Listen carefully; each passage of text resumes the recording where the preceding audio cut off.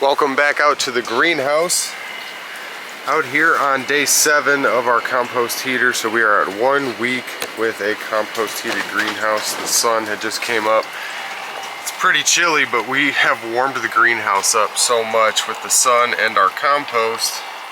Sitting right at 80 because of this vent starting to open, and it's not fully open because it's opening and closing because the air outside is really only about 35 right now.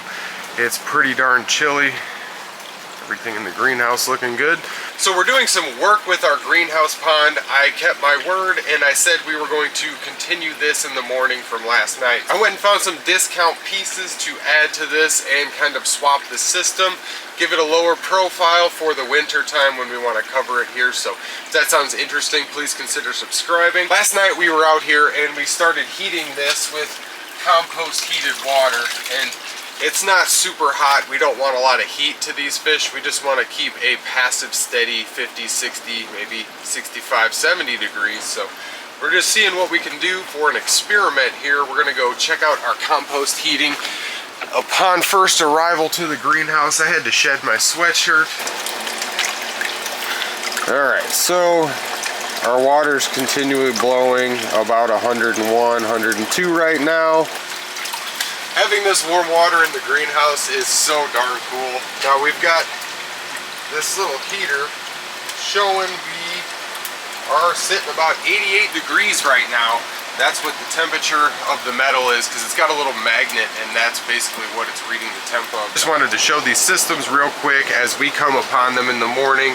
Both of them are operating on their own about 9:30 in the morning here. Our geothermal is operating all on its own. So very nice to have the autonomous heating systems really ramping up the heat in here, and when combined with the sun, that heat is super potent. So what we had acquired at our local discount store at a little bit of a discount in the store, this piece, nice waterfall. So this is going to be the drain, this is the input. It's got a 3/4 and a 1/2 inch fitting, so we should be able to get our hose over that 3/4, the hose that we set up last night. So I picked this up for right around $20, and it's about 24 to 25 in the store, and I seen it a little bit cheaper online, so I feel like I got a deal. I needed to get something anyway to slim down and give a lower profile to this box setup back here. So we're basically going to rearrange all this, pull all the plants out of there and get that situated and get this thing set up and in place. So we've got a little bit of work to do here.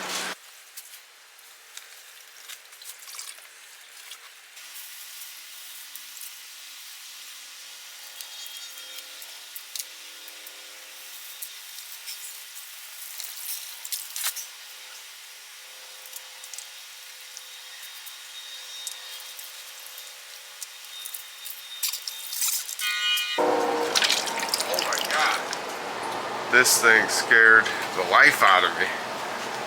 I didn't know he was in here. There's like a 1.5 pound bullfrog in here. He's absolutely huge. I think he was hibernating in our aquaponics bin. This is insane. I had no idea he was in here. That is so cool. He's just hanging out. It's pretty chilly, but there he goes. He's gonna hop around the pond. Okay, so if you build it, they will come. We don't have any ponds or water sources anywhere near us, like within a 1/4 mile at least, so that big old bullfrog, I did remember seeing some frogs in here this summer, so that makes more sense, but man, that thing is a monster. I haven't seen a bullfrog that big in a while, especially in the greenhouse. So we've got our tub. He kind of interrupted me here. He scared the life out of me because he came up and just started moving. I didn't know what it was. So midway through taking this apart, we've got all of our limestone here. We've got all of our little cups and trays that had sand and roots. We've got this little basil that I dug out of the center. And we've got maybe 30 pounds, 40 pounds of roots here. This was just a huge mass of roots. I've never seen anything like that. It's like a floating mat. Very cool to see. Now, There's a few plants that I do want to try and pull out of here, but they're all so tightly wound together. This may just end up getting composted. A lot of biomass here. It was our filter, so composting all of those nutrients and possible toxins and things that were filtered out of the water. I may just compost the whole bin. The frog jumped back in the pond here, so he'll be popping up and scaring me some point in time here. Let's get this bin out of here. I'm going to set the camera back up and continue working. So what I was doing is just digging a small trench and letting all of this flow down and just absorb. You can see the algae.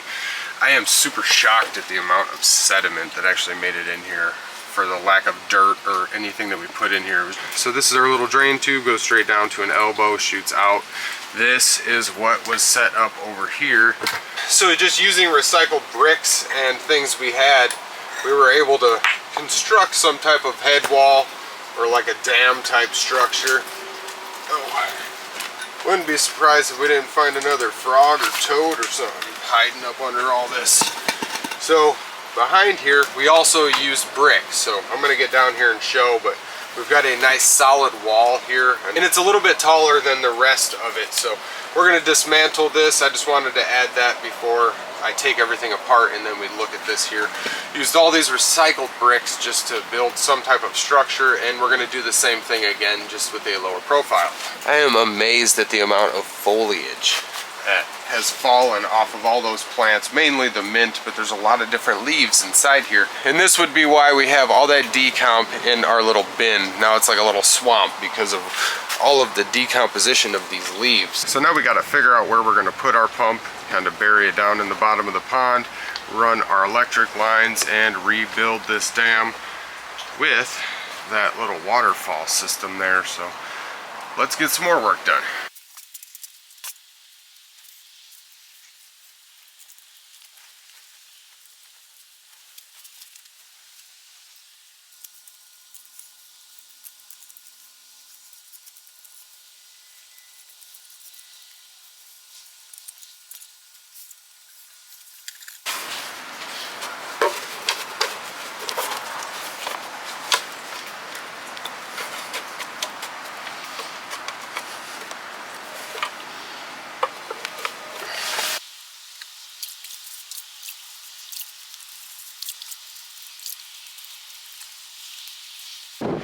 Well, my camera and me needed a break from the heat in the greenhouse because it's that freaking warm. So holding steady at about a 142 degrees, sitting about 31, 32 degrees for an overnight temp. Blowing 91 out of our compost heater there. So we've got this seaming tape. I've had this for quite a while now, and it is like a clay putty tape. Nice and sticky. So this stuff is great for sealing up any gasket in a pond when you've got a flat barrier to a flat barrier. Now you saw I just washed that up. I'm using an old recycled cut up shirt to dry and clean this area where I plan on having this rolled out and acting as a tape. So we're just gonna go ahead and cut half here.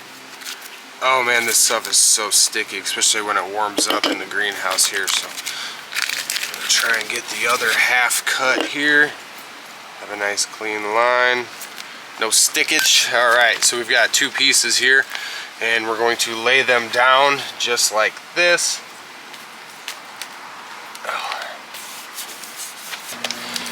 Just like a band-aid, you just stick it and peel it. So that's like a super glue compound. We're going to take that, and then we've got the rim. It's nice and firm, and now if it drips and runs down the backside or the edge, we have it at an angle, so we shouldn't have any leakage outside of the pond here. Well, now that we're attached to our box, let's go ahead and plug this thing in.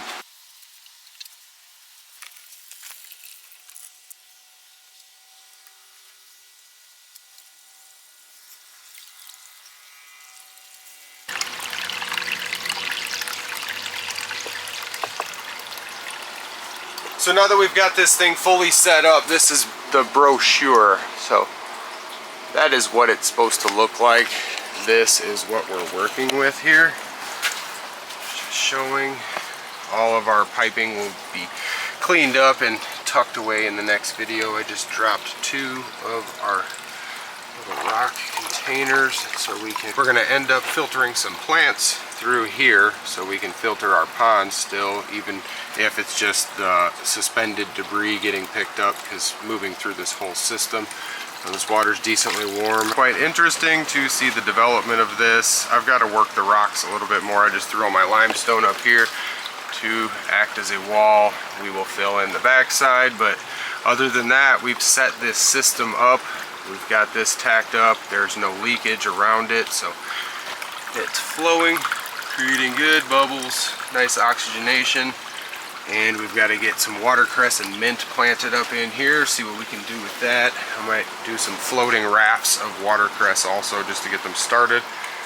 And we've got a frog in the pond, so stay tuned. These watercress are growing, even though they're very tiny. We're gonna get some of those planted up in the pond, kind of clean up all of the loose rock in the pond, clean up the water, and then we're gonna develop some type of cover where we can pull it back. And now that we've got heated water coming through there, I can see that it's a little crooked there, but we've got good flow, very low profile.